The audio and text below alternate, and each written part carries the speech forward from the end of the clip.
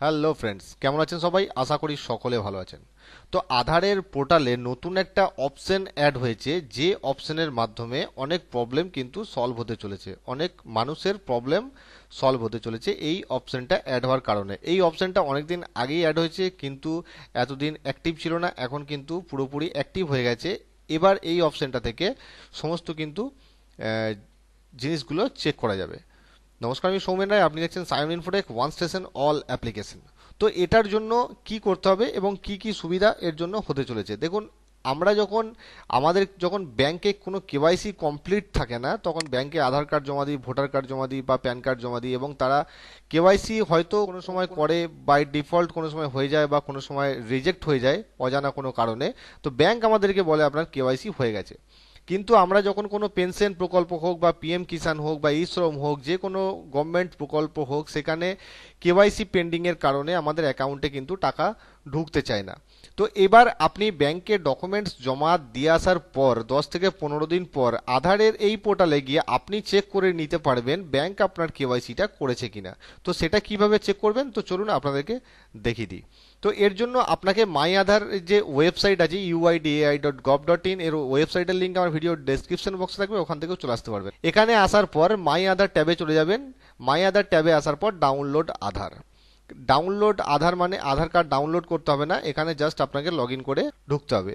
এরপর log in page আসবে, এখানে আপনার আধার নাম্বার দিয়ে দেবেন, এখানে ক্যাপচা দিয়ে দেবেন, তারপর সেন্ড ওটিপিতে ক্লিক করে দেবেন। হ্যাঁ, অবশ্যই এটা দেখার জন্য আপনার কিন্তু মোবাইল নাম্বারটা এর সাথে লিঙ্ক থাকাটা কিন্তু বাধ্যতামূলক। তো এরপর আপনার মোবাইলে ওটিপি আসবে, ওটিপি দিয়ে আপনি লগ ইন হয়ে যাবেন। এই অপশনটা আগে পুরনো যে পোর্টাল ছিল সেখানে ছিল, নতুন পোর্টালে এতদিন পর্যন্ত অ্যাক্টিভ ছিল না, এখন কিন্তু অ্যাক্টিভ হয়ে গেছে। তো এইভাবে আপনার যে অ্যাকাউন্ট সেখানে আপনি লগ ইন হয়ে যাবেন। এখানে বিভিন্ন ধরনের ট্যাব অপশন আপনার সামনে ওপেন হয়ে যাবে।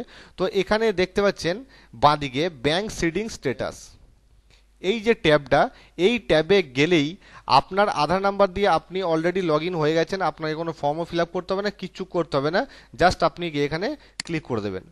আপনি এখানে ক্লিক করে দিলেই আপনার ওই আধার কার্ডের সাথে কোন কোন ব্যাংক লিঙ্ক হয়ে আছে সেটা আপনাকে এখানে শো করবে। যদি একটা ব্যাংক লিঙ্ক হয়ে থাকে তাহলে একটা ব্যাংক শো করবে, যদি মানে একাধিক ব্যাংক লিঙ্ক হয়ে থাকে তাহলে কিন্তু একাধিক ব্যাংক এখানে শো করবে, এবং কবে থেকে এখানে লিঙ্ক হয়ে আছে সেটাও কিন্তু এখানে শো করবে। দেখতে পাচ্ছেন এখানে দেখাচ্ছে congratulation, your Aadhaar bank mapping has been done. ঠিক আছে, তো যদি আপনার ব্যাংক মানে আপনি যে ব্যাংকে ডকুমেন্টস জমা করেছেন সেই ব্যাংক থেকে আপনার কেওয়াইসি করে দেয় এবং এখানে যদি দেখিয়ে দেয় অ্যাক্টিভ, তাহলে কিন্তু আপনার সরকারের কাছ থেকে বিভিন্ন রকম প্রকল্পের থেকে কিস্তি বা টাকা পেতে কোনো রকম কোনো অসুবিধা হবে না। তো যে সমস্ত বেনিফিশিয়ারি সরকারি প্রকল্প থেকে টাকা পান তারা অবশ্যই এটা চেক করে নেবেন যে আপনার কেওয়াইসিটা অ্যাক্টিভ আছে কিনা। অনেক সময় ডকুমেন্টসের মিসম্যাচের কারণে, অনেক সময় ডকুমেন্টের কিছু স্পেলিং পরিবর্তন হয়ে যাওয়ার জন্য কেওয়াইসি কিন্তু ডিঅ্যাক্টিভেট হয়ে যায়, তো তার জন্য অনেক সময় প্রবলেম হয়। তো এটা অবশ্যই চেক করে নেবেন। আশা করি ভিডিওটা ভালো লেগেছে। ভিডিওটা ভালো লাগলে একটা লাইক অবশ্যই করে দেবেন, আর এই ধরনের ভিডিও পরবর্তীকালে পাওয়ার জন্য চ্যানেলটি সাবস্ক্রাইব করে দেবেন। আবার দেখা হবে নতুন কোনো ভিডিওতে নতুন কোনো টপিকস নিয়ে। ততক্ষণ জয় হিন্দ।